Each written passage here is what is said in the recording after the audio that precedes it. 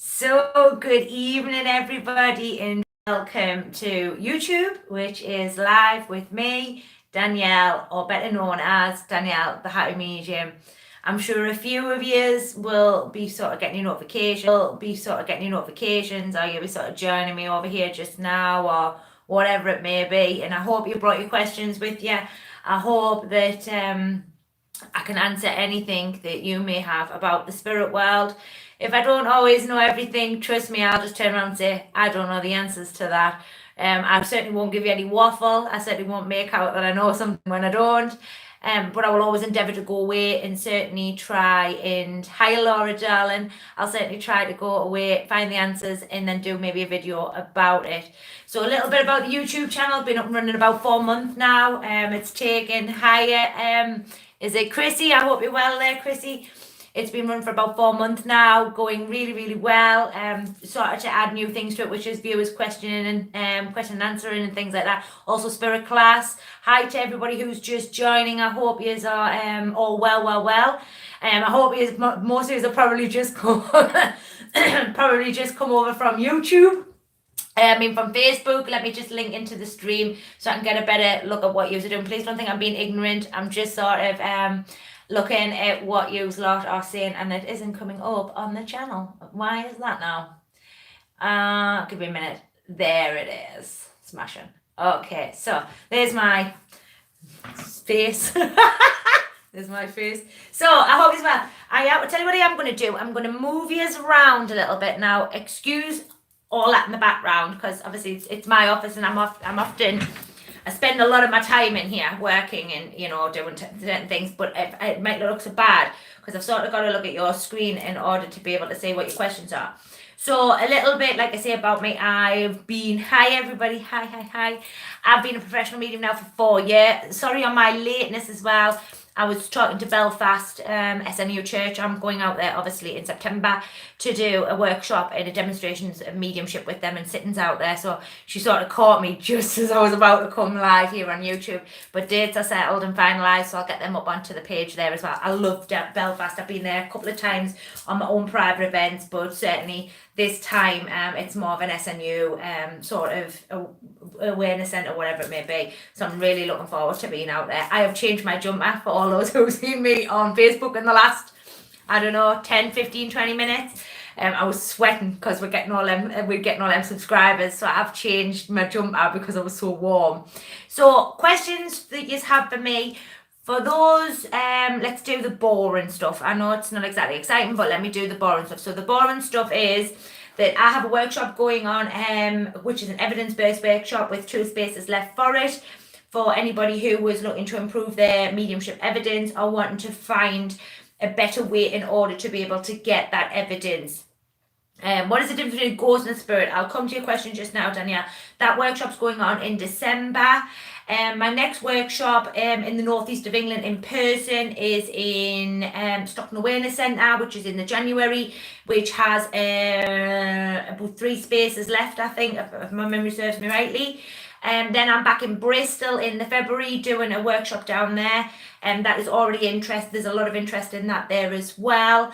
And then in March I'm back in Stockton Awareness Centre, which is a sellout workshop. I also have a workshop going on in Durham SNU Church as well next year for all those who's in the Durham area who maybe can't get to Stockton, which is more Middlesbrough sort of way. If you're interested in any of this sort of training, inbox the page. You know what to do type of thing.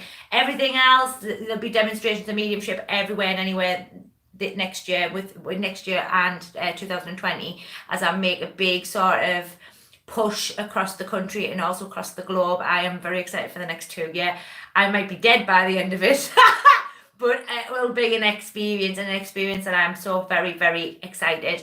I have to say a big shout out to all the churches, those who have booked me just on the say-so of me. It's astonishing the humbleness of spiritualism.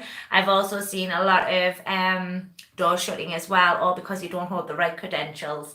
But that's how it goes, isn't it, unfortunately? And I'm sure in years to come, when people do talk about you, which they do, I'm sure that people will come back to me and want to take me for a demonstration. So maybe not right now, maybe I'll be ready for them in a couple of years' time, who knows. So this evening, the channel is yours. Open to you to ask any question. No question is a stupid question. If you think it is a stupid question, then I'm always a big believer of, if you have a question and you don't ask that question, then you would be silly not to, because ultimately you're then going to go away from your knowledge, or you're not going to have your knowledge in order to be able to understand the questions or the things that go on within your mind. So no question is a stupid question, no question is off limits, as long as it's about spiritualism and not about anything naughty, minds in the gutter, or anything to do with them types of things. Keep it clean, folks. I will endeavour to do my very, very best. If you can share this video around, I am just going to jump onto Facebook and add this stream to Facebook before I answer Danielle's question. So just give me a minute. So Danielle asked me the question of, I'm just going to put this stream up onto the Facebook because I've got this new app, you know, very professional. That's me. Very professional. Oh, it hasn't come up. Why hasn't it come up? Oh, I'm very disappointed in that. How can you tell the spirits around me? Right, first things first, let me just get this stream up and then I'll be right with you. All right, so give me a minute. I'll sort of share it to the Facebook page. So just give me a minute. Oh, we have a link here. Oh, this is good. This is good. I'm getting very techno, folks. I tell you, very techno indeed. And then I'll come straight to your questions. Who needs a mana? Nobody. Well, I don't know, like, they're good for some things. Not all things, but good some things. So let me just put this here. That's it. And then I'll just share it and I am all yours. Well, I've lost the thing now. Oh, come on. 2 minutes, folks. I'll be right with you. There. Right, why is that doing that? Wait a minute. Let me just pull it down. Right. Share. Right, we're good to go. It's just uploading. So let's go to Danielle's question. So let's go to Danielle's question, which is, Danielle asked me, what is the difference, Danielle, between a ghost and a spirit? So the difference between ghosts and spirits are, a spirit is a person who lives within the spiritual world, who has had a soul, or has a soul, because a spirit is a soul, or a soul is a spirit.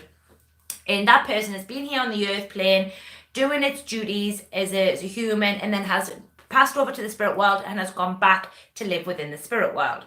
A ghost is memories of a soul, or memories of an energy that has either belonged to the home, belonged to a piece of furniture, belonged to an item. So i.e. the ring I wear around my neck is belonging to my nana. It has her memory, so therefore it will have essence of her within it still, because everything is energy. This light is energy.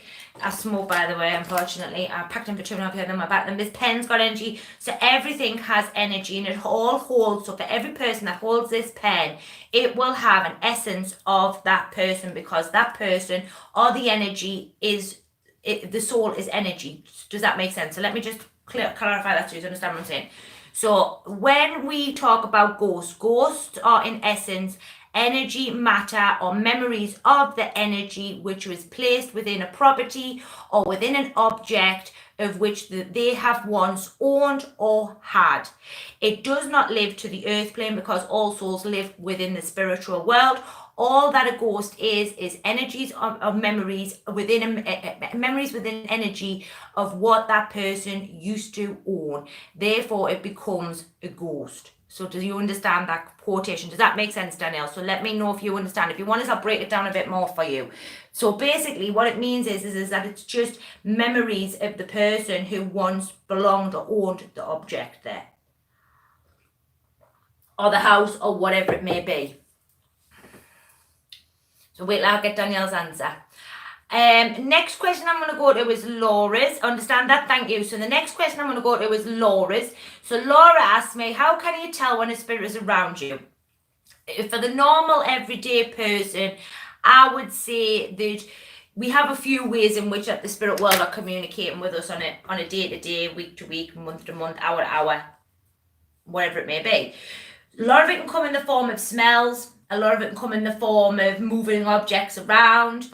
Others can be that, you know, we may be shown a memory, or we may hear a particular song that sort of brings back their memories of the loved ones who were associated with that. They can be some of the ways. Robins, butterflies, feathers, can all be signs that the spirit world are very much around and about us. For those who are the more working medium, you would use the clairs, so you would take your awareness to the spirit world and you would use the clairs in order to be able to tap into the energy and work with your loved ones there. So that is some of the ways for a normal person to be able to be aware that the spirit world may be around and about us. Dream work is very, very popular for the more normal person, for allowing the spirit world to draw close. Why? Because the mind has become quiet, which allows the spirit world to draw close that little bit more and allows you to have an awareness with them there in whatever capacity. But for the working medium, it's learning to change your consciousness, clicking over into the spiritual realms and working with the awareness that you have through the clairs in order to be able to work with your loved ones.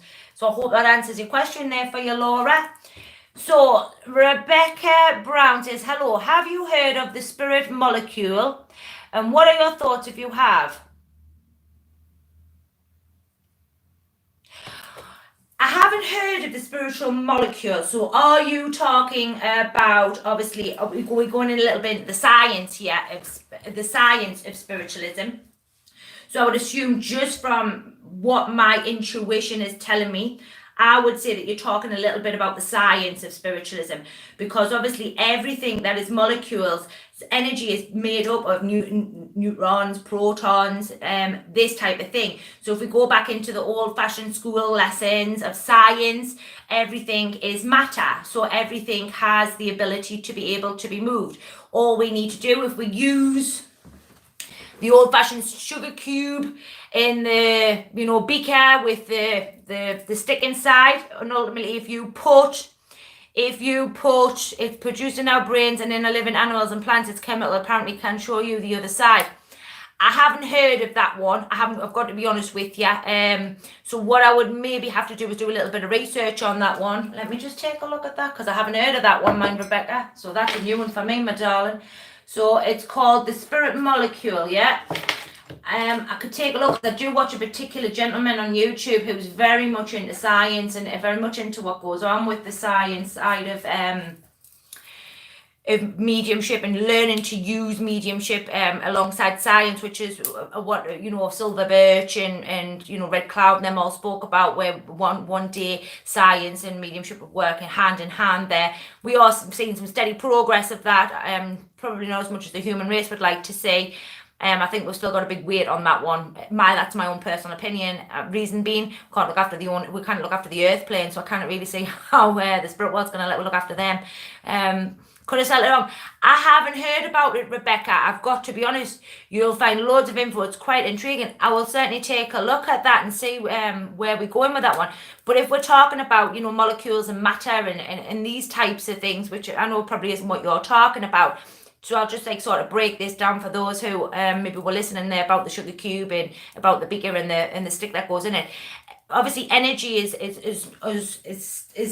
stood still unless it's given some kind of intent or it's given some kind of force. So i.e., if we would use the sugar cube experiment, if we were to drop the sugar cube into the cold water, it would stand perfectly still. There would be subtle movement, but very little. If we add heat to it, it would start to speed up and it would ultimately dissolve. And i.e., the same as if you were to make the stick go round with the beaker, what would happen there?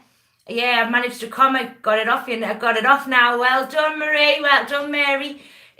So what we talk about there is we're given the intention of adding heat, which will make the molecule dissolve, which then in turn, if we put the stick in and we stir it round, we are putting the intention in to dissolve the sugar cube. And it's very much the same with energy. It is very much the intention in which that we put to the energy as to how that energy will vibrate, change or adapt. Remember, energy cannot be destroyed. It can only be adapted, changed or moved there. So I hope that answers a little bit there. But with connections to Rebecca's, I'm certainly going to take a look at that. Like that's piqued my interest. I'll certainly take a look. Hi to everybody who's just saying how techno. Sorry, I'm definitely not. Donna, I'm certainly not techno. Like definitely not. But I'm trying. And more so because a lot of like, what I do is obviously on Facebook, and a lot of it has to do with technology and things like that. So I am trying to learn more all of the time. But because of my schedule and stuff, I cannot always sit and do the things that I want to do, unfortunately. Do spirits call high-pitched noises in the ear when they're around? Yes. Is the answer to your question, Rebecca. Yes. For me personally, when I'm working with the spirit world, I get vibrations in different ears. So the left ear and the right ear, depending on how what I'm doing with the spirit world. For if I'm doing any kind of sort of healing, it tends to become very much hiya Louise, I've been waiting for one of my admin girls. I hope you're well, darling. For when I'm doing healing and stuff like that, it tends to be more to the right. If I'm working with communications or I'm doing any kind of philosophy, it tends to be more to the left side there.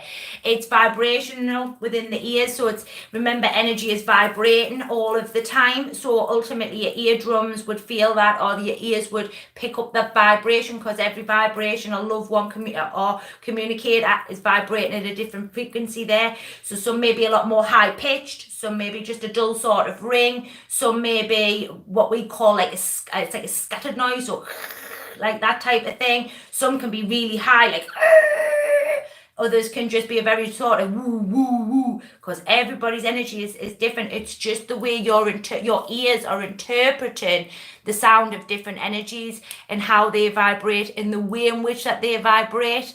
I have a feeling of vertigo the other day and buzzing in my ears. It can also be a connection to vertigo, so or a connection to tinnitus. So always rule out obviously the physical before you start looking at the spiritual, because I see a lot of people going at the spiritual when really it's all the physical. But I have had mine checked out. It seems to be a connection to the spirit world, and it only come on when I started working more professionally with the spirit world there. I do also tend to find if I'm working at a lot clear audience, which I tend to do, that high-pitched screeching can be quite high there. It's not irritating, it's not enough where it bothers me, or it's enough to sort of pester me, if that makes sense. But I'm aware of it and I'm aware that it's there, and then I tend to find when I stop working and stuff, it goes off. But yes, do check out the physical before you check out the spiritual. So thank you for your question there, Rebecca. Let's have a look. Danielle saying thank you, honey. Went ahead. I can't wait. I look forward to doing it for you there, my darling. I look forward to doing it for you there, Danielle. Not a problem. Kerry saying hi. So hi, Kerry. Wow, I didn't know that, says Kerry. Yeah, you learn something new every day, Kerry. Every day. I've got a feeling in my head like tingling. You know, someone is with me. Can't find out who it is. That can be a sign. You know, a little sort of.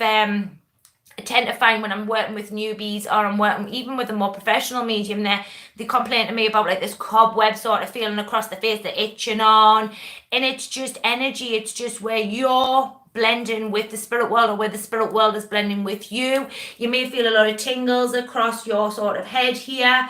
You may sort of get these can also be signs of guides, you know, because guides tend to use, for every guide that I've got a different technique or a different feeling for. So my man, I know what he feels like. The others that work within my team, I am aware of what they feel like there also, because sometimes as a medium you're not always working on a clairvoyant link. Some days your clairvoyancy may not be that particularly clever. Why? Maybe because the mental capacity isn't allowing it that day, or your mind's not allowing it because you've had quite a heavy week, or whatever it may be. Or you may not hear them that well, but you feel them that well. Remember, you're always using different clairs with your guides, but it can also be a sign of your loved one, that they're just sort of tickling you, and you know, this sort of thing. And it can be really quite peaceful. It can be very, like, for example, last night I woke at 2 o'clock this morning, and there was a lady there, a healing lady from the spirit world, who I was aware was coming to do some work that I know was needing to be done. And it felt like somebody was tickling me. Does that make sense? But it didn't feel awful. Always remember, go with how it feels. If it feels good, don't worry about it. If it feels a little uncomfortable, it's not for you. Just say, "How, back off you go," type of thing. Remember, watch your fear there with that one, because fear can sort of make you think that something's a lot worse than what it actually is. But yeah, there's nothing wrong with any of that. So very nice, well done you. You know, well done, and I hope you continue, and I hope you enjoy it. Mary saying, I've done Mary, sorry, I lose. What does an hour change or stay the same? Right, great question there, Donna. Always alternate all of the time, a bit like a mood ring. So for example, you know, today for particular, I may be feeling I may be feeling, I don't know, I'm feeling quite bright today. So my aura might be, I don't know, yellow colour, or I don't know, pink colour or green colour, depending on the mood in which that I'm in. Sometimes the aura changes because of the fact that you've got quite a bit going on, or you've had some kind of mental disturbance that has altered the aura in order to reflect the mood that you are. Auras reflect the mood. So how it is that you feel. Ultimately, our feelings change every day. Some days they stay the same, but every day we're changing in order. So therefore, the aura would change in order to accommodate that. So in shortness to your question, does the aura change colour?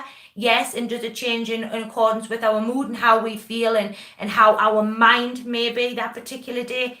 Yes, is the answer to your question. A really good thing, I was watching a girl in my training class in Bristol just at the weekend gone. Love you. No problem, Mary. No problem at all.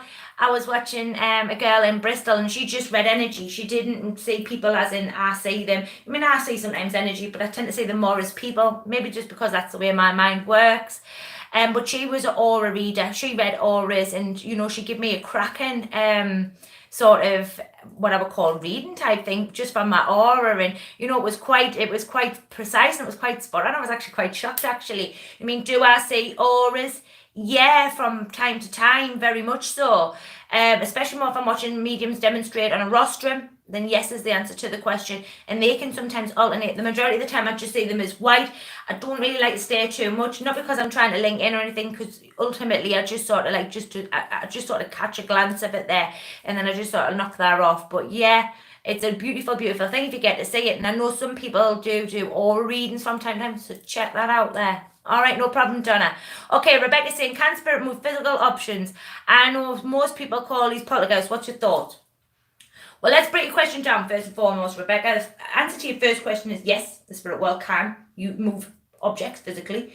Reason being, there's a couple of reasons for that one. I don't believe in poltergeists. I don't believe in anything to do with anything that's negative or anything that may be possessed as demonic, evil spirited, X, Y, and Z. Reason being is because the spirit world that I work with, and I was talking a little bit about this on Facebook, but the spirit world, I couldn't get my words out. The spirit world that I work with is a very loving place. I have no issues or problems there with that capacity. The only time that you are going to start and find issues and problems like that is when your mind's not in a good place. Your mind, fundamentally, why do you think they call us mental mediums? Mental mediums is because you are using your mental mind in order to be able to connect to the spirit world. Now, the mind is very powerful. Most humans only use a certain percentage of their mind. They use very little of it. I don't know if anybody's seen a film called Limitless, and it's with a particular lady. It's one of my favourite films. And what tends to happen is that she is able to access to a particular drug, which is a hormone drug, which is produced through pregnancy. She starts to take on large amounts. It's got Morgan Freeman as well, which is one of my favourite actors actually. And she takes massive amounts of this PhD, which is Lucy. That's the film. Thank you, Rebecca. It is Lucy. Thank you very much. Well, this is what I'm trying to talk to you about. So ultimately, the mind, we only access only so much of the mind there. And she was taking, obviously, that particular drug. And what it did was actually pushed her mind out, her awareness. And if you watch the film, it's based very much on what I would call, not the spirit world, but the idea or the concept of spirit world and how limitless our mind could be if we didn't allow fear to hold us back. You see where she is able to just move like air and everything with absolutely no force or no restriction to it. And what happens is our mind could be that limitless if we didn't allow the conscious ego to hold us back there. So when people talk to me about poltergeists, demonic stuff, this type of thing, a lot of it has to do with the mind. Me personally as a trainer, when I train a lot of mediums, and I've spoke about this before, the majority of mediums that I find who walk through my workshops, my demonstrations, or come to me with questions, is that 99.9% of the time they have an emotional issue going on somewhere. They've either got problems with a boyfriend, they've got an issue at home, they've had some problems in the past with cheating, rejection, whatever it may be. All these things will limit you when you come to work for the spirit world and make you fear-based, if that makes sense. So it's not actually that you're fear-based of the spirit world, you're fear-based of yourself. And what tends to happen is because we have a fear built in, we have a trigger somewhere within the mind. So something may happen, so someone may touch us. And what may happen is in one way, in the walking world somewhere, in a particular instant, maybe we were Limitless is a familiar film, both excellent. Human Mind is crazy. Definitely, Rebecca, definitely. I love both films, one of my favourite films, actually. And because I just believe that it's a time to jewel miss. Oh, don't say that.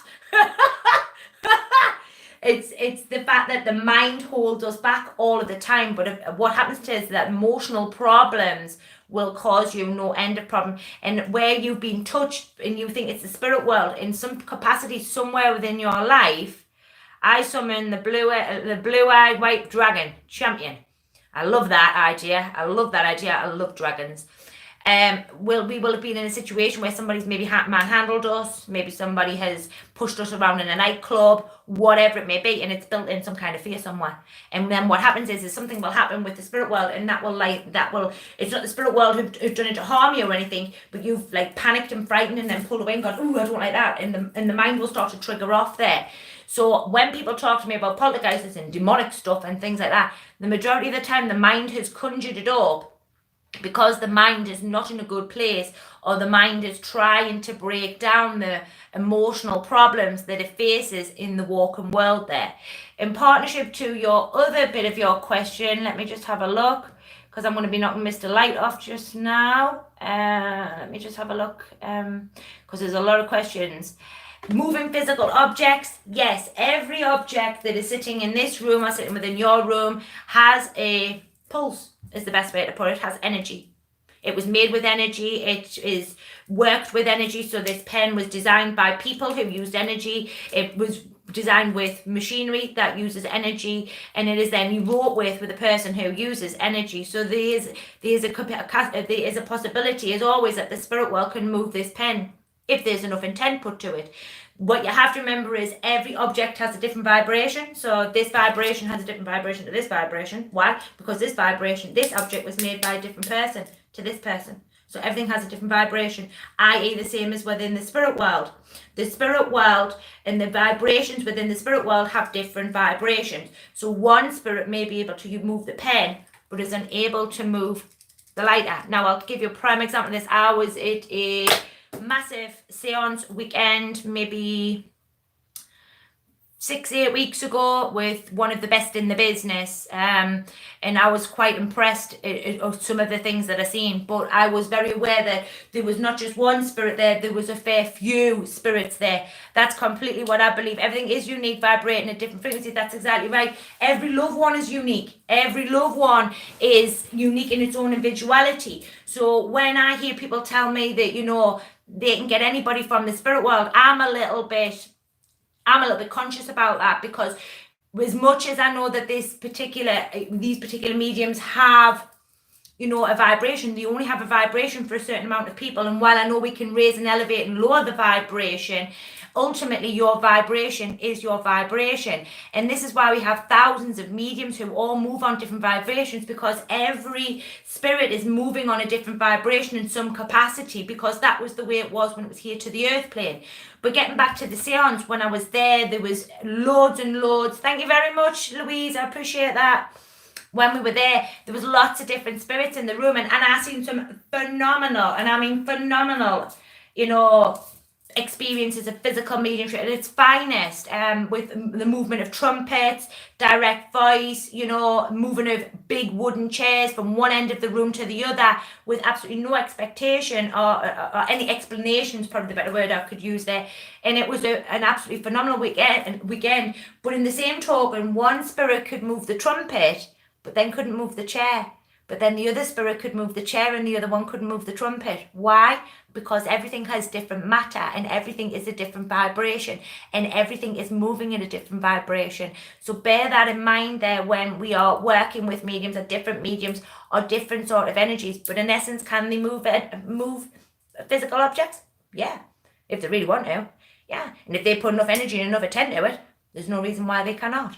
So let's take a look and see what else. Everybody saying hi, so hi to everybody. What about clicking noises like Morse code? What we call raps and taps. Raps and taps. So we can go right back into what we call the first start of the spiritual movement, which was with the Rap Sisters, which were from the United States of America, who lived in Nashville. I think it's Nashville, if my memory serves me. If not, please do correct me. I'm sure you lovely lot will. So basically out there in 18, whatever it may be, I do know we want to be back in the 1800s, these two sisters lived within a particular home, and what happened was there was a gentleman who was buried underneath the home in which that they lived in, and through a series of raps and taps, they were able to work out that that particular gentleman had been murdered. So for every knock, yes, two for no. And that is how it come to be that they learned about the gentleman in the underground of the house. And it's the same with the spirit world. Now, if we take our minds over to a physical mediumship, now for those who don't know physical mediumship, let me sort of fill you in. So physical mediumship is allowing the spirit world to blend with the mind on a more deeper subconscious level, if that makes sense. So for mental mediumship, we are just blending with the mind in order to be able to give over symbols, images, speech, this type of thing. When we work a little bit more with the physical side of mediumship, we are developing and we are blending on a more deeper level, what we call a lower, like a deeper sort of trance-like state. Most mediums are heading for the lowest trance state that they can get. Not everybody gets there, but most people can with a lot of practice. What also may happen is the spirit world will blend energy with the voice box, which allows for direct voice of the loved one, or where a guide may speak through and talk through, which I do both. I bring loved ones forward, and I also bring through my guides who will talk to congregations and my students, and they have an opportunity to speak with my guide and gain knowledge and experience from him, or what they feel would be beneficial for their team. So that is a little bit about physical mediumship. Now the medium can look very much asleep, but is still sort of, I wouldn't say semi-conscious, as if you're in the room but you're not in the room, if that makes sense. So my awareness of my physical body is in one room, but my mind is in another room. It's very hard to explain. It's a very strange and quite interesting experience, and one that takes a little bit of time to get used to. But it is a very, very good way, and there isn't a lot of what we call home circles or physical mediumship being done, or done well, is what I would say. I've seen a lot of physical mediumship this year. I have to be honest, I've seen some excellent stuff, and I've seen some not so, where I go away in a question and think, was it kinetic energy, or was it really the spirit world, if that makes sense? So there's some good stuff, there's some bad stuff, very much like mental mediumship. But getting back to the knocks and the raps and the taps and things like that, within physical mediumship, sometimes when the mediums within the cabinet, the spirit world will knock, they will rap, they will tap. I've seen spirit world this year write on chalkboards and everything. I've seen some excellent from table tilting. I've been sitting on table tilting seances. I've seen some phenomenal stuff this year. So in essence, to your question, can the spirit world rap and tap as in Morse code? Yes. Get an idea of it, work with it, say, do like, yes, one knock for yes, two knocks for no. The spirit world won't harm you, they won't do anything. It's very much a bit like the Ouija board, or angel boards is another name or question for them, or another name or another sort of whatever it may be there. These boards are very similar in the aspects of physical mediumship, but on a very sort of lower sort of scale end there, if that makes sense. Not so much on the higher end of trance work and cabinet work and this type of thing, but that's the same sort of idea, where they're moving the dub around to spell out certain words. What you're asking me, Mary, is exactly the same thing, only in the style of raps and taps, which is knocks to me and you. Good luck. I wish you well with it. I think it'll be fun. If anything else, good luck. Let me know how you get on. So let's see what else. Let me just have a look. Hi to everybody who's just saying hi. So Julie is asking me, wait a minute. Sorry, Julie. We've got absolutely loads of questions here. Now, thank you very much, folks. Clear feeling is a condition where medium takes on the ailments of the spirit. What's the worst feeling or physical condition you've ever felt when working? I'll tell you what it is. When I first starting out, maybe it's about 3 years ago, I've been through all the ranges of the clairs. so I understand them, and I have an element of understanding of them, because as a medium you need to have an awareness of all of them clairs, even if you're not working with them all. Why? Because it makes for a greatest broad range of clairs, and it also helps you when you're working with different vibration of spirits X, Y, and Z. But I can remember there was a lot of overshadowing going on at the time, which is an element of trance. People say that overshadowing is elements of trance. It isn't. All it is that the spirit world is sort of overshadowing or sort of leaning a little bit into your aura, and you are taking on the character.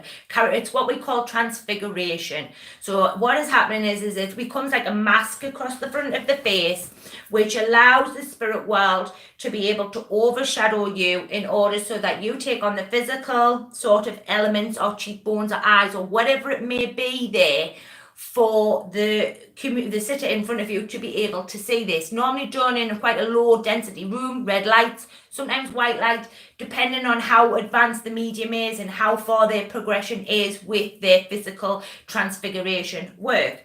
So anyway, with connections to the feeling of it, I was getting a lot of this overshadowing at the time, which I don't mind. I can accept it. I understand it. I know how it works. All knowledge based from my team and from me. But there was a particular gentleman who stepped forward who overshadowed me, and it was very much on what I would call a clairsentience link there as well. Now, this gentleman had been very unwell with a particular cancer related, which was leukemia. And I have got to be honest with you, I went a very shade of coloured yellow, which was a jaundice like sort of colour yellow to me, which a lot of leukemia patients do because of the radiotherapy and also of the chemotherapy that they do when trying to combat leukemia. I also felt a great sense of sickness, and I have to be honest, it was worse than morning sickness. And for anybody who's got children, you will understand what morning sickness is like. It is one of the most awfulest things in this world, and it's just a sickness that is just uncontrollable. And it was very much like that. And I've got to be honest with you, I felt dreadfully unwell because of how he felt, how he'd felt when he was here on the earth plane prior to taking his passing. So would that be one example of clairsentience and how it worked for me? Yes, but there was also elements of overshadowing in there as well. But that would be one of the experiences that I would give you there, Julie, and one that fundamentally learned me a lot about clairsentience, learned me a lot about how people felt and the way spirit can interact with your body and make you feel I didn't feel physically unwell. I just knew that it was spirit based, if that makes sense. And as soon as I become aware of it, it was then taken off. It was just the fact that he wanted to let me know he was there, and for the reading in which that I was going to do. And I'm sure it was his wife who come for a private sitting, if my memory serves me rightly. So I hope that it answers your question there for you, Julie love. Understand, everybody's understanding. Good. Right. Let's have a look. Rebecca's saying yes, it's awesome. Lucy's a great film. It is, sure. Okay, both my daughters get the same tingling daughter. Well, then I would say, Mary, you've probably got yourself a loved one there, my darling, all right? Limitless, you're talking about the spirit world. Yes, we are. Yeah. I have been, right, Chrissy's asking me, I've been told that our grief as a human can hold the spirit back from moving forward. Is there any of this true? No. Is in short your question? No. Now,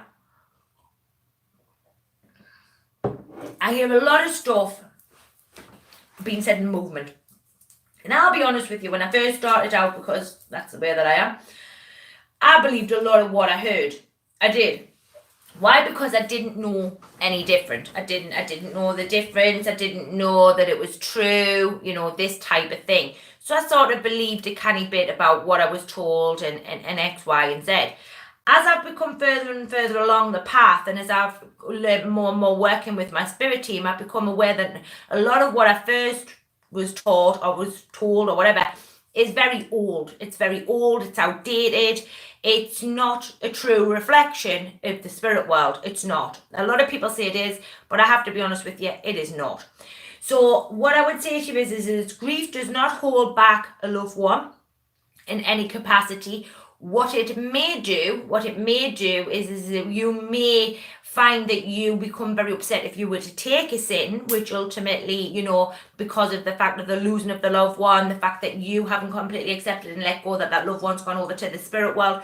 But will the spirit world not come forward because you're in a grief state? The answer to your question is no. If anything, they would probably want to step forward more to let you know that they're fitting well, that they're okay, and that there's no need for you to worry about them in the spirit world. So this concept of the spirit world are held back because you're in grief mode, or the spirit world's held back because they need 6 months in order to, you know, to turn around, or they need some healing, or whatever, is actually quite to the contrary. And I've learned that more and more as I've moved through the movement, working more extensively with my guides. I think there's a real lack of knowledge for sitters, is what I would call you, or the general public, is how I would like to put it. Even going into the mediumship movement itself as well there, and trying to change the minds of yourselves and also the minds of what I call the old movement or the old school mediumship is very, very hard there. The new stuff's coming in, but people aren't taking that yet. And the reason being, because a lot of people want to still live in a place of fear. A lot of people want to fear the spirit world. They want somebody else to blame, if that makes sense. And it's easier to blame the spirit world because there is no backlash. The spirit world aren't going to come back and go, well, no, that's not true, right, and correct. And unfortunately, what's happening is I'm seeing a lot of blame being pushed onto the spirit world when really it's not the spirit world's fault at all. So in short, an answer to your question is no, the spirit world will not be held back because you were in a grief state or because of the fact that you weren't ready. What you have to ask yourself is if you aren't ready for the sitting, you wouldn't take the sitting. Does that make sense? When I say to my clientele or anybody who comes to me for a sitting or to my workshops or whatever it may be, you've come because you're ready. You have made a conscious decision within your mind that you are ready to take that sitting. And while, yes, it may be tearful, yes, it may be quite sad, you have within your mind made that decision and ultimately agreed, or something within your mind has said it's time. So therefore, if it's time, then it's time to take the sitting, which is the time to bring the spirit world forward, because that is what's needed there in order for you to be able to take a lot of comfort from that sitting. You know, a lot of people say to me, oh, well, Danielle, by having a sitting, you should be crying. That is not the purpose of a personal sitting. Most certainly not. You have to look at the safeguards of that connection. If my clients are going out of here who are already sort of in a place of grief anyway, and I've got them in floods and floods of tears, then there's an element always of that I have to be what I call personal responsibility for my client, which is the fact that I have to assess that my client is in a good state when they come in and they're in a good state when they leave. Because ultimately people can do the most wonderfulest of things, you know, in a state of not so sure mind or in a place of grief or whatever it may be. So making clients cry is not a sign of a good sitting. If anything, I would be quite concerned. I expect that when my clientele go away from me, they go away with a positive attitude, they go away with great knowledge and evidence that they've had their loved ones there with them, and that they have got positive movement forward. And that is what a good evidential sitting should be, not where you are in floods and floods and floods and floods of tears and absolutely distraught when you're leaving the door. That's not a good sitting, in my personal opinion. I'm sure there's other mediums out there will probably disagree with that, but for me personally, that's not how I do my sittings there. So I hope that answers your question a little bit for you there, my darling. Denise says that's true. I put something down, and when I've gone back, it's gone. Well, true. Like astral traveling, kind of body in one place and mind's in the other. Yes, Rebecca, it's a bit like that. So I'm still attached in the physical. So when we're talking about transfer or cabinet work, I suppose we're still talking about here, is the fact that my body's still there, but my mind has just sort of shifted. So for example, when I have my home circle, which I do have a home circle here in the north, I have 3 of us that sit for that home circle. And what my sitters all say, or my people who sit in my home circle say to me, it's as if, Danielle, you are here within the chair, but your body has moved over, if that makes sense. So my body or my conscious mind has stepped over and allowing the spirit world to step forward in order to be able to blend with my mind on a more deeper level, and also to take control of my voice box and allow them to step forward. I'm having some great times there with trance at the moment. We are leaps and bounds. Like there's certainly doing a lot of work with us there in the moment in my home, so I'm very impressed by them actually. You would love to be trained by me. I do workshops. Unfortunately, all my mentorship program is sold out for next year. I couldn't keep a hold of them mentorship program spaces quick enough. They just were so quick to sell out. Mediumship workshops, like I say, I've got one coming in Belfast, Huddersfield, Bristol, Essex, Ipswich. I've got one coming in Northampton. I've got obviously the ones in Stockton, and then the ones in Durham, the Durham area there as well. And I'm just in talks with somebody in Scotland about doing one as well. So my training is taking leaps and bounds, and it must be the way forward for me, because otherwise the doors wouldn't be open. I am obviously in Canada and the States next year also doing the same sort of thing, demonstrating workshops, private settings, and also France as well, and also Australia. So there's quite a bit going on for me. But if you're interested in my training, drop me an inbox. I'll see what I can do for you there, Rebecca. Not a shadow of a doubt. Let's take loads more other questions. Karen Bradley says, I'm going to the Vaults at Edinburgh for Halloween for a psychic night. Well, let me know you get on there, Karen. Karen is one of my mentorship girls. She should be able to tell you. Can you tell the lovely ladies on here, Karen, a little bit about the mentorship program and how you find it? Hello to Christine Kelly. I hope you're well. Can one of your loved ones wait for you to pass over to come and get you? I hope my sister comes to me. You always go over to the spirit world with somebody, with connections to either. If you're working for the spirit world, it's always your guides who will fundamentally go back with you. So when I leave the earth plane and go back towards the spirit world, my guides will go back with me.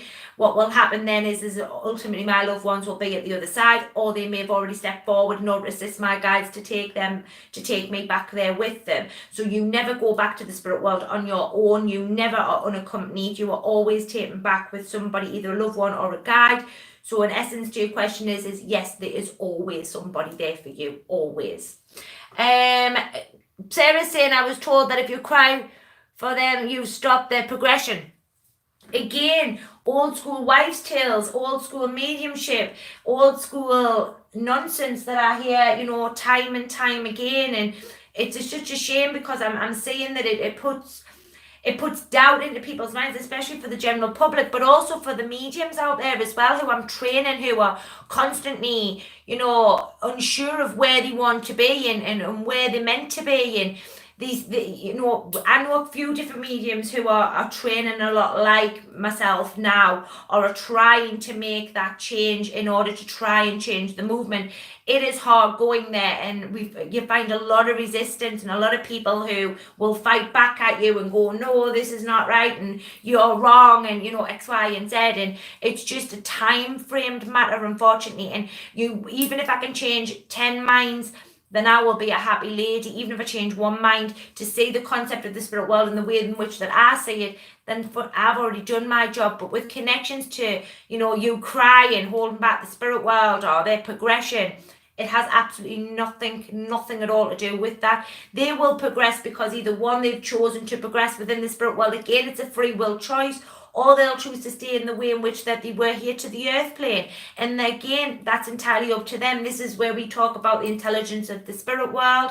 The intelligence of the spirit world is only intelligent as the spirit in which that it was here to the earth, unless it is choosing to learn and grow and progress in the spirit world.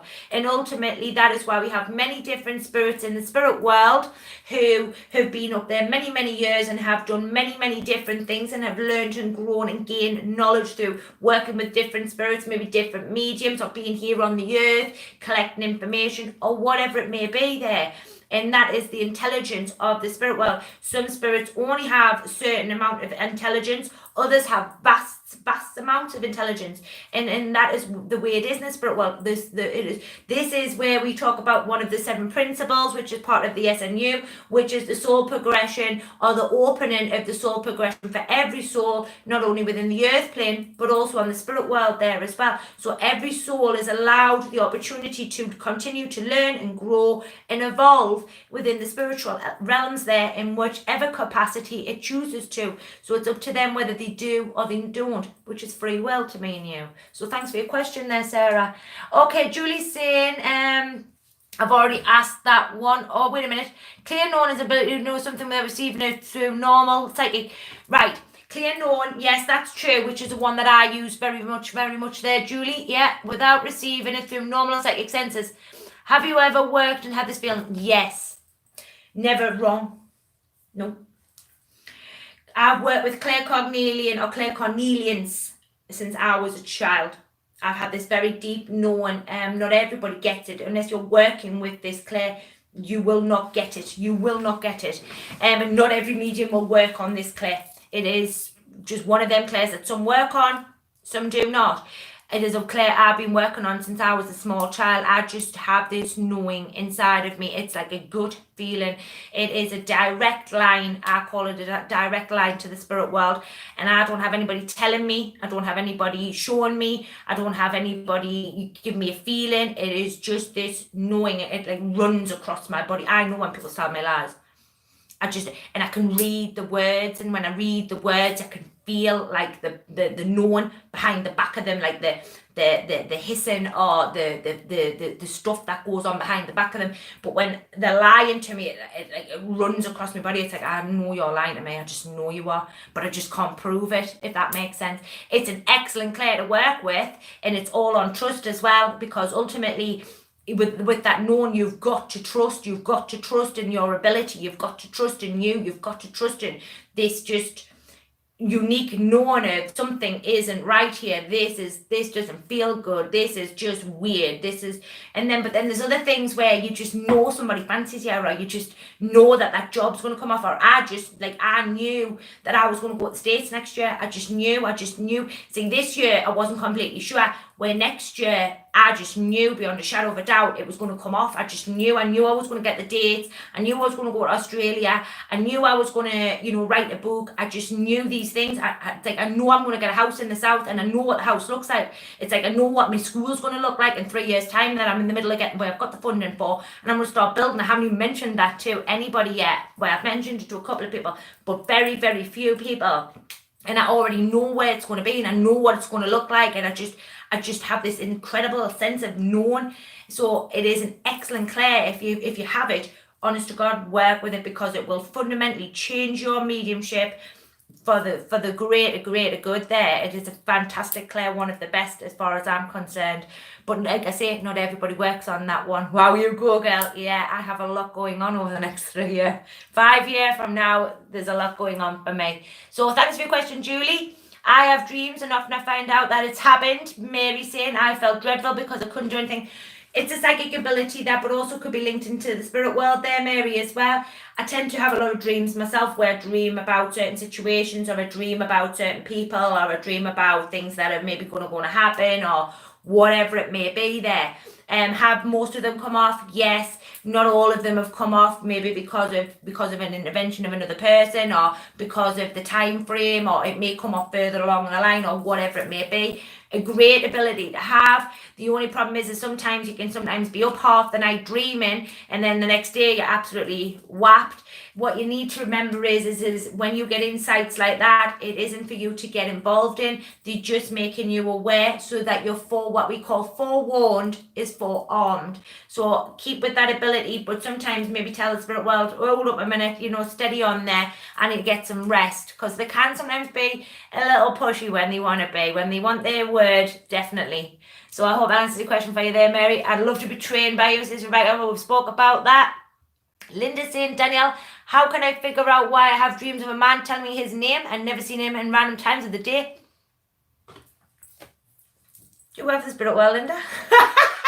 Do you have a connection for the spirit world? Because that would say to me, no problem, Mary, darling, no problem at all. That would say to me, darling Linda, that you have a guide. That's what that would tell me. That's a guide. If you have a man who's coming to you in your dreams and telling you, my guides come to see me in my dreams sometimes when they can't always get to me in the walking world, or I haven't sat that particular day, or whatever it may be. Sometimes my lot will come in and we'll go somewhere and chat while I'm asleep. I would say that, and he's telling you his name and you've never seen him before, and round times of the day, and the name comes to mind, that would tell me that either you're working for the spirit world or that you have a guide. That's what that would tell me. I would like to talk to you a little bit more, Linda. Inbox a page, won't you, darling? All right, because I'd be interested to know about that. No problem, Christine and Christina. Jacqueline is saying, Danielle, my dog passed around. Okay, no problem. We'll have a look at that, my darling, for you. Danielle, my dog passed away 7 weeks ago. Member of the family will have her always. Animals always stay with the family members, always stay with the connection to the family link. Animals never not leave the family link. So yes, there will definitely be with the family members there, 100%. My Nana always brings the boxer dog, which was a very fond dog of mine who I had for 17 years. And that dog was my best friend. I used to take that. The dog slept on my bed and everything.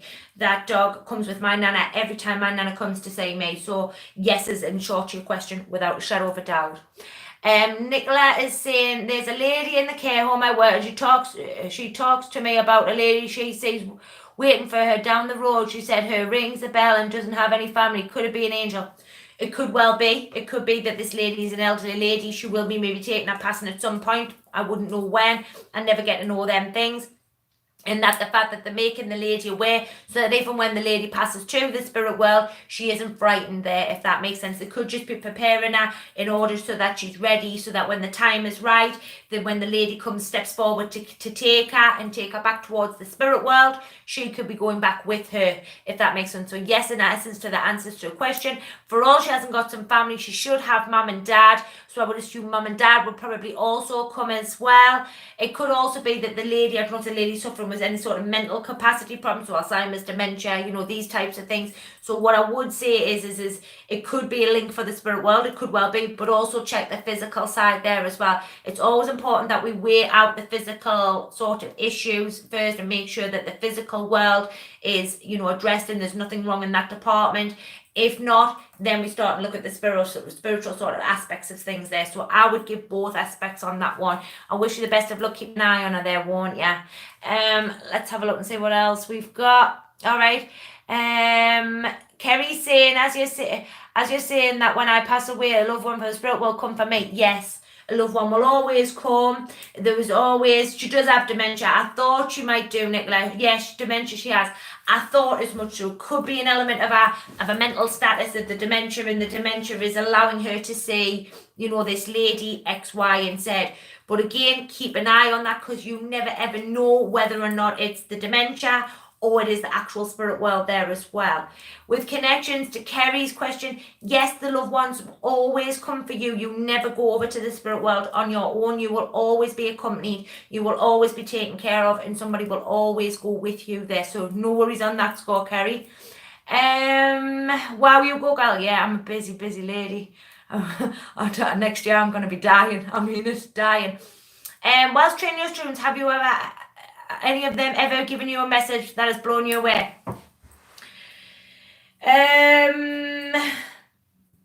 Yeah, I've seen elements of that. Yeah, I am. When it comes to messages, I'm probably the crappiest sitter walking on two legs. I've got to be honest with you on that one.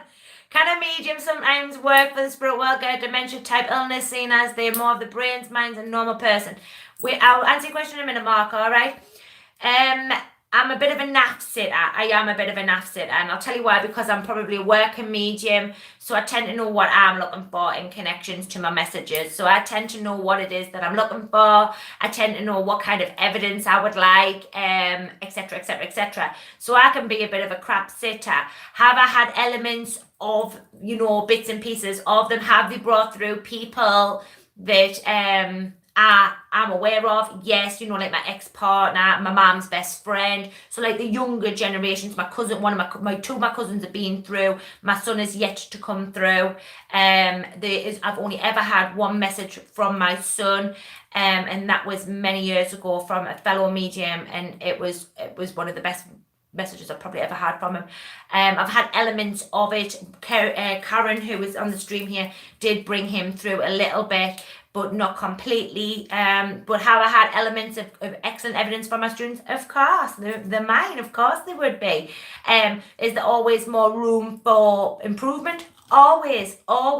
And this comes with walking the path, practicing, getting out there and doing, private one-to-ones or, floor demonstrations or whatever it may be there. So there's always that element in mediumship, and you never stop learning. You never stop growing. You never stop, finding something new in mediumship, and that's probably one of the best things that I love about mediumship is that no 2 days are the same, and I'm always constantly learning, not only as a medium but also as a human. Do I get the human side quicker than the mediumship side? Definitely not. But I'm a stubborn kind of girl, do you know what I mean? But in answer to your question, yes and no, darling. Okay, let's have a look and see what. Thanks to everybody who's just saying hi and all of this type of thing. I've just answered Julie. So Mark says, can a medium, someone working for the spirit world, get dementia type illnesses seen as they are more of the brain, mind and normal person? I would be unsure as to whether or not that would be catastrophically true, Mark. Do I think there could be an element of that? Maybe, yes. Do I think that mediums are more likely to have a problem with the mind or a disease that will affect the mind because they work for the spirit world?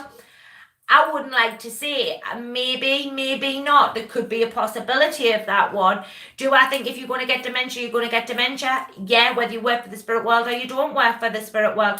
I do know that with physical mediumship, which again isn't so much mental mediumship, it's more the physical aspect of mediumship, you do tend to have a lot of problems with your body. So we tend to have a higher increase of high blood pressure, diabetes, liver issues, also the lower organs, because we are ultimately altering your sugars and altering the dynamics of the internal organs because of the ectoplasm, because of the alterations of the levels, which can have a connection or a problem with the sulfur links in the word's gone from my mind. But it has a lot to do with the pH balances and things like that, because of the connections and the interactions with the different spirits and things that work with the auric field there. But do I think that because you work for a medium, you're more likely to get dementia or Alzheimer's? I wouldn't like to say on that one. Maybe not, Mark.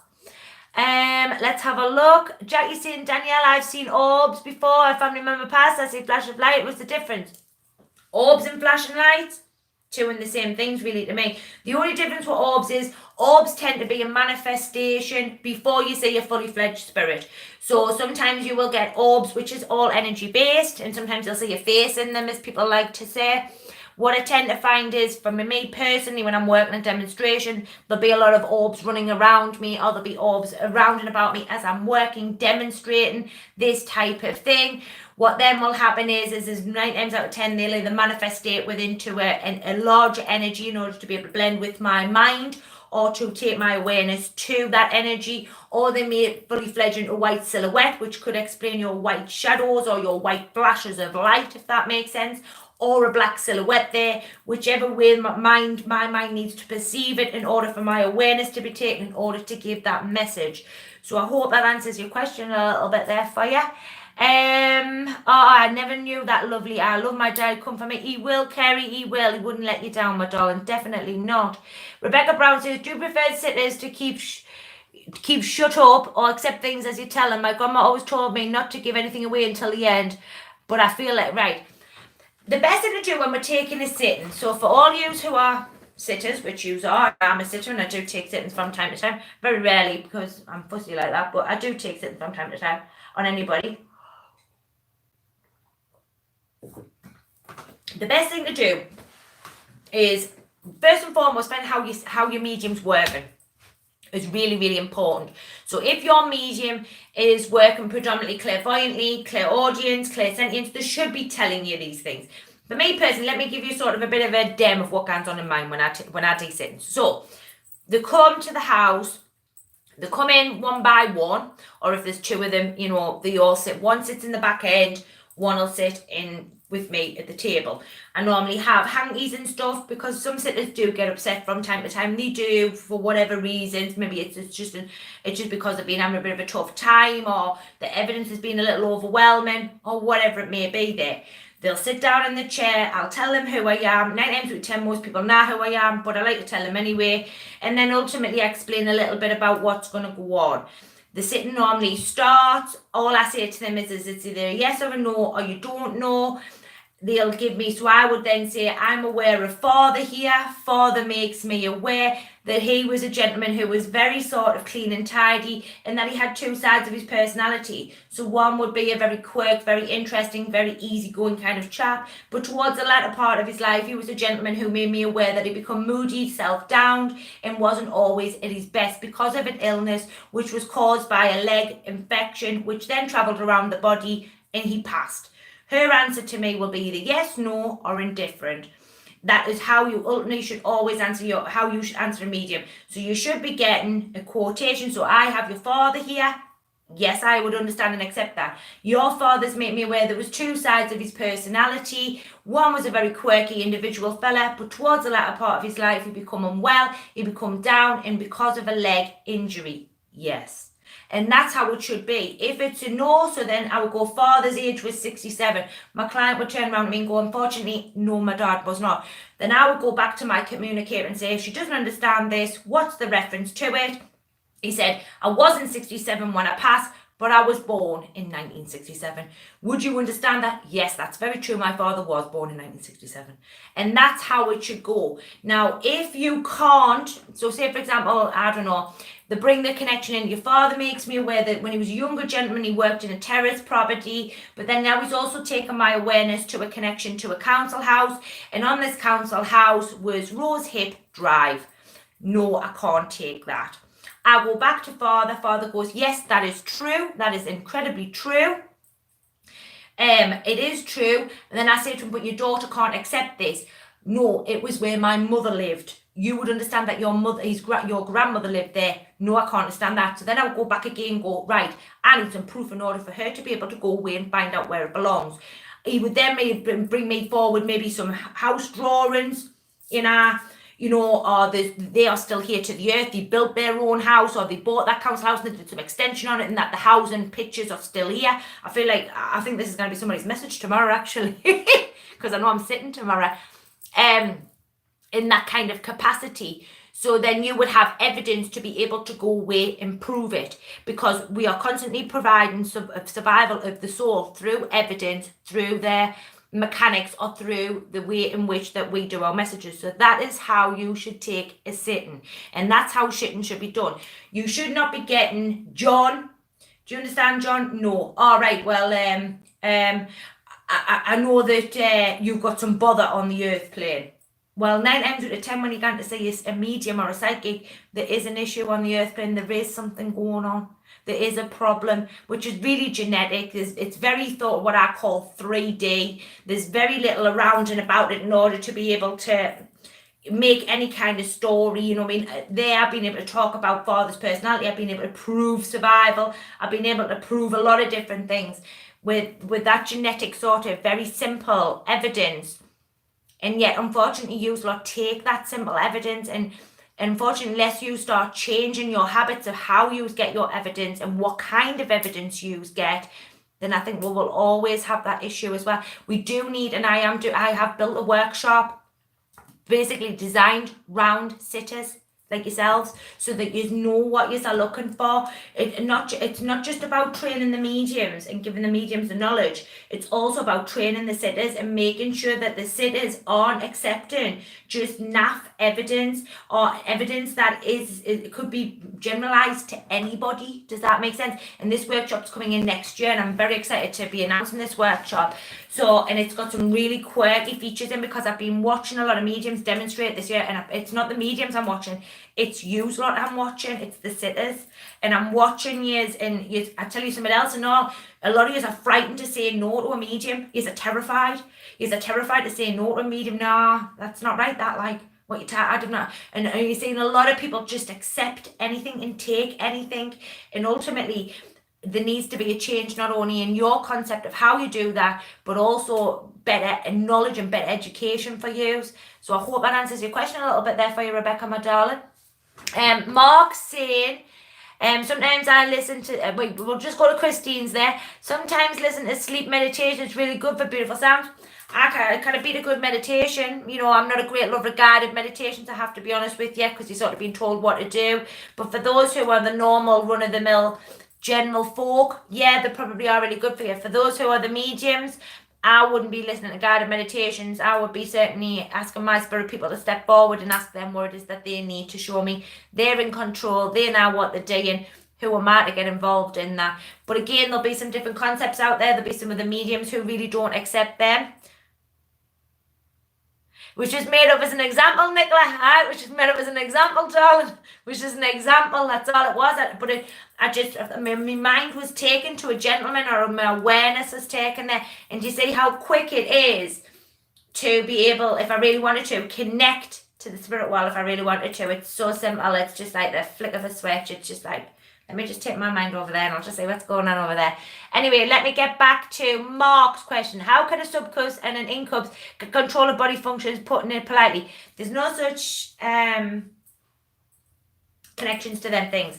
And as I spoke a little bit about this before, Mark, these types of demonic things, these types of dark spirits, these sort of talk of dark entities, there is no such thing as them. What is happening is, and I bet if I was to talk to you a little bit more, Mark, is the fact that I would say probably over the last 6 to 8 years, you've had quite a bit of a tough time, either with relationships, work problems, emotional problems, or whatever it may be there. And what tends to happen is anybody who is the normal human, or even the working medium, what tends to happen is, my relative had an egg infection and passed, that's all. Well, I don't know, maybe it was for you, Nicola, I don't know. But getting back to Mark's question, what tends to happen is the normal run-of-the-mill person, which is, the general public there, we will have some kind of emotional issue which we are sort of working through, or the mind is trying to work through. Now, what tends to happen as well is the working medium, we also tend to find that we have problems here to the earth plane, and especially for the newbies. Now, I tend to find most mediums who come up onto the platform or come up onto the path have either been through some really tragic loss of a loved one, they've either had some kind of emotional breakdown, they've lost a job, or they've just had some sort of crisis. Now, what tends to happen is the mind is still trying to work through the crisis of what it was that was here to the earth plane. When we take our mind and awareness to the spirit world, it starts to play out in the spirit world, and this is why we start to see the things that you talk about. This is where we start to talk about, demonic things, evil things, things that are, all these fear-based negative emotions. What you tend to find is when you are, thanks, Nicola. What tends to happen is we are all vibrating at a vibration. The soul is perfect in every way, but we're all vibrating at a certain vibration. When we have emotional issues, our vibration will change, the same as the auric field will change in colour or change in the way it's designed, due to the fact of the vibration. So your vibration is normally at a steady, even place. The minute we put something in there through the mind, the mental mind, the vibration will change in some capacity. If it is a good thing, our vibration will lift. If it is a bad thing, it will bring the vibration down, which will ultimately, and everything we do is thought-based before we even do it. Whether we send a message, whether we work with the spirit world, whether we change our vibration, it is thought-based before it becomes an action. Everything is thought-based before it becomes anything.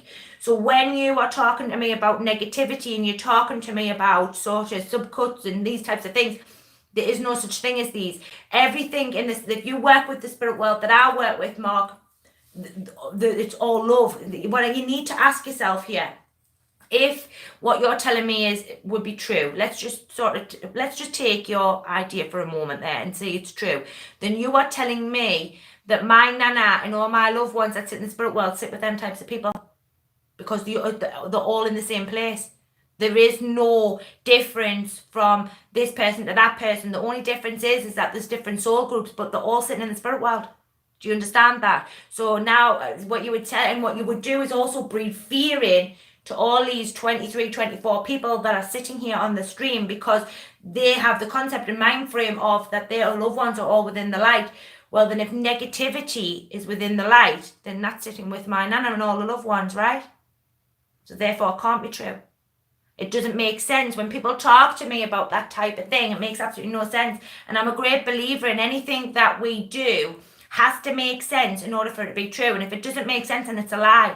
And what's happening here is, and what I'm reading from you, Mark, is that you're fear-based. There's some kind of negativity. You've got a trigger within your mind, somewhere within your life. Either the things that you're talking about are sexually based. These are sexually based things that you're talking about, these types of spirits. I've read about them, I'm aware of them. I don't believe them, but I'm aware of them. They're sexually based. So that would tell me, one, that either there's something within your mind that has happened to you, either within the performance of being in the act of that type of thing, or that you have an issue maybe with addressing women or having something to do with women on a full-time basis. And what you need to do is go away and address that, because you could be quite shy, you're not very happy or comfortable around women, which some men aren't. Some men don't really like very pushy women. They don't like women who are up and in their face, you know. Some men like very gentle-souled women. Some men don't think they're good enough in bed for other women. Some men are running scared of sex, in which they are. But yet love the act of it, if that makes sense. So they live a lot in fantasy world, if you can understand my meaning. So this would tell me, I'm so scared to go. That would tell me that there's some issue here around sexuality, the sex department, or something within your relationship style that needs to be addressed. And if you're working for the spirit world, then ultimately that fear or that trigger will be triggered off, which will then trigger something off in the spirit world. So you will then want to say them things. Why would you want to say anything that's negative? Why would you want to allow your ego mind or your triggers, fears, anxieties to continue to hold you back? And I say it time and time again with every medium, and I've been doing some case studies actually, because I've been writing a paper for a GP, you know, on spiritual healing. So I've been doing a lot of case studies, and I've been building some stuff in respect of research and things like that. And time again, from the mediums that I'm working with and the mediums that I'm seeing on a day-to-day workshop, or what I'm seeing through the Facebook page or whatever it may be, they've all got an issue in some capacity in respect of the mental mind, in which is them portraying or playing out within the spirit world is some kind of demonic, some kind of whatever you're talking about, whatever it may be. And I say to people time and time again, you need to go away and address that. You need to go away and have a look at that and what is making that trigger set away. Now, well, am I fear-based? From time to time, yeah, we are, because I've got stuff going on down here all the time. You know, I've got stuff that, you know, plays out my life. So am I perfect, Mark? Most certainly not. Am I working through my garbage? Every day, and like all of us are sitting on here, we all have a trigger in some capacity through something that's happened within our life or something that's bothered us. Some people have learned to address that a lot quicker than others. Some people need more time, and some people never address it at all. But when it comes to talking about stuff like that, it's absolute garbage. And funny enough, I'm on a radio show on Sunday night over in the States talking about this type of thing as well, and talking about positivity and the mediumship movement and things like that. Maybe some of you might want to join me on Sunday evening for that connection. I'm really looking forward to it as always. But I'll be careful with that one, Mark, all right? So Nicola's saying, Danielle, it must not be scary to go. It must not be scary to go. Have to be ready, and when you're ready, God will take care of us. Yes, I'd agree to that. I don't think there's anything scary about that. I think the problem with death, and I think the problem with what people worry about with death, is leaving behind the loved ones. That's more what it is to do with it. It's leaving behind our children, our grandchildren, this type of thing. I know from my medical field and the background of my medical field and working with people who were terminally ill, for those who knew, there was no way of ever sort of getting better, if that makes sense. And there's a lot of counselling goes on there. There's a lot of work done in order to get the family ready, to get the clientele ready, you know, these types of things, because ultimately there's a lot that needs to be said, a lot of things that need to be done before they can go over to the spirit or feel comfortable enough to go to the spirit world. But I also what's the name of the radio show? I'll put the link up on the page for you, Kerry, all right? Or I'll put it in the comments box in the YouTube channel when I'm finished, when I put the front up and all that malarkey. But what I tend to find is with most of the clientele that I've worked with, or where I've sat with them and things like that, by the time the body is about ready to let go and the soul is to go back towards the spirit world, these people are incredibly tired. They've done a lot of fighting. The body is worn out, it's tired, and basically it's very much like most of us will know now that, I mean, I'm coming 40, and as much as I can still do quite a bit is what I do now, I can't do nowhere near as much is what I did when I was 20, if that makes sense. So my body's slowing a little bit, or it's tiring a little bit already. And I'm about halfway through my life now. So I hope the second half, half is near hard as what the first half's been, but I'm sure it will be. And I've got no issues, I promise that. But with death is the fear of leaving behind what we have here to the earth.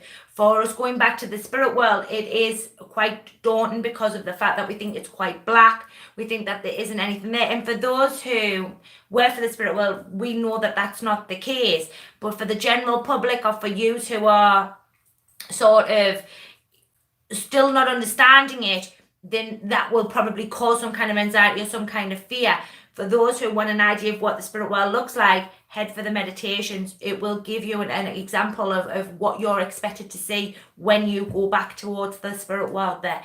It is fundamentally a fear of leaving behind what we have lost, and who will look after our children, our grandchildren, and all them types of things there. Because for many, many years, for all us who are mums and dads and who have children, we have been caretaken probably for 70, 80 years, because of the fact that the children have been on the earth plane. Mine's 20, she's not halfway through her life, but she's a quarter of the way through her life, and I'll still be probably taking care of her for the next 40 years, hopefully, as long as I'm on this earth plane that long. I'm hoping so. But who knows when my time is. I totally agree with you on that one. Yeah. And my mind wants to do it. It's like anything. The mind never slows. The mind never gets old. Unless, unfortunately, you start to have the connections to... I have no real sense of fear for the death. Most intrigued as to what will happen. That's what I'm saying to you, Rebecca. Check out the meditations. We'll give you an idea of what happens. There's two things in this world that we will never have complete understanding of. One is how we come into the world, and two, how we go out of the world. And it is two of the biggest fears in our historic makeup, our DNA, and what it is that makes us take. One, how we come into the world, because none of us remember being born, and none of us will remember passing to the spirit world either. And yet it is biggest fundamentalist questions that people so readily want the answers to, and yet we will never, ever, ever have the answers to, unfortunately. I just hope they let me in. I hope they let me in, and I'll look for my sins and all, I'll be honest with you, I'm joking aside there, the spirit world never, ever, ever turns anybody away. Everybody goes to the light, and everybody stays within the light.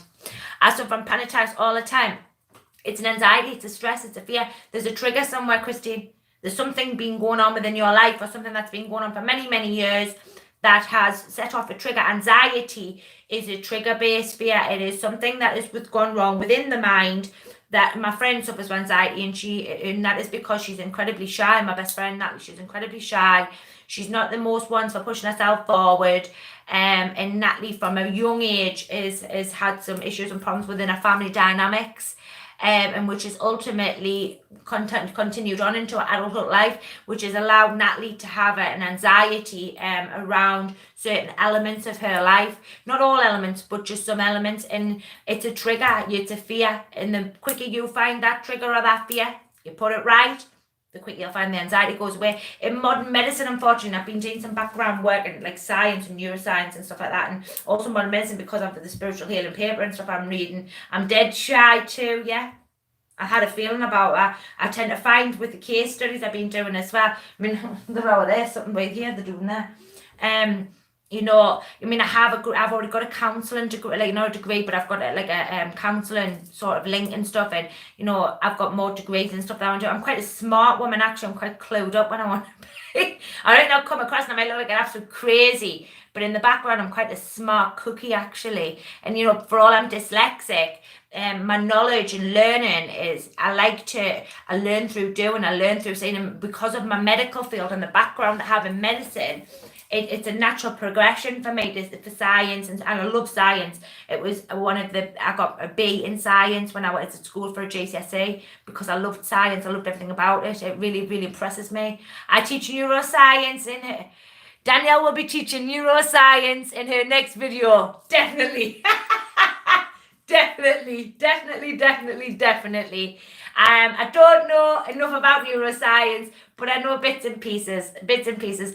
I'm one of these types of people who knows, I don't know everything about everything, but I know a bit about everything, if that makes sense. Enough to get me through and enough to get me where I need to be. But that is ultimately fear, and fear will hold you back and it will set off triggers there. So let's have a look and see what else. I'm going to practice the door knocking sound for a sound good minimum wage. Go on, Julie, get yourself away there, love. All right on that one. Do you always go back to the same soul group, Danielle? Yes, you do go back to your soul group. Certain people will leave that soul group because ultimately their vibration has changed or they've moved forward. You will go back to your soul group. You will then be back with the people in which they was part of your soul group. Then you can choose to either move forward or will be able to do them types of things there. Danielle says she will be giving away neuroscience booklets to her lucky subscribers. Well, I can certainly give it a well. I can't guarantee anything. I never promise anything that I can't deliver. Definitely not. I'm not one of them types of girls.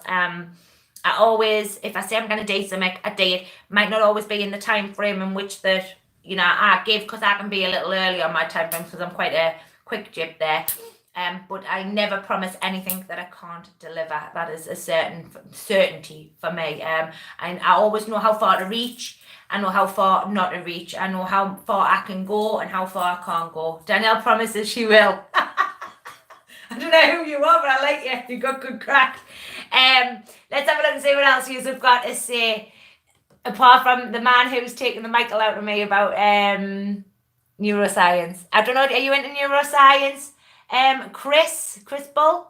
Are you into neuroscience? Are you any good at them types of things? If so, drop me an email. We can maybe chat through email and say exactly what you know about your neuroscience. I would be incredibly impressed by that one. When is your book being distributed out? 30th of November. I'm very excited with this book. I'm currently waiting for a Nando's and a date for Danielle and her. She will be ending her live stream in 5 minutes. Is that right now? No, study though. I tell you, yeah, I can't get into them types of things. Unfortunately, I can't. My book's due out on the 30th of November. I'm very, very excited to be launching this book. It's been 2 years in the making.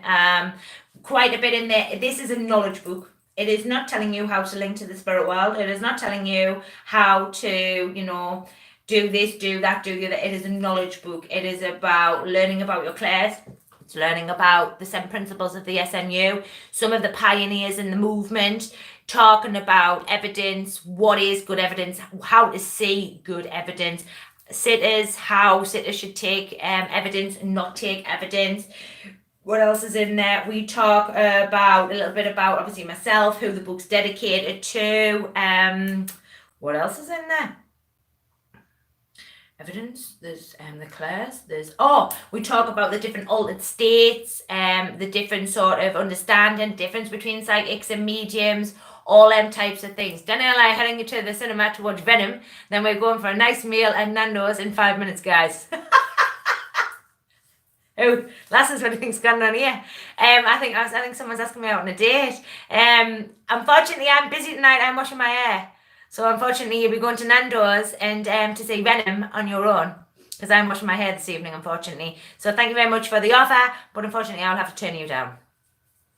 So any more questions, or are we about done, ladies? I read a book and it said that we pass over, we're going to go somewhere very much like this, and it would be much of a shock. What's your opinion on that? My opinion, I don't really believe that one, to be honest with you, Denise. The spirit world I see is so beautiful, it's so vivid, it's so pretty, it's so nice. It's nothing. It's very much similar to Earth, but it's different to Earth. Does that make sense?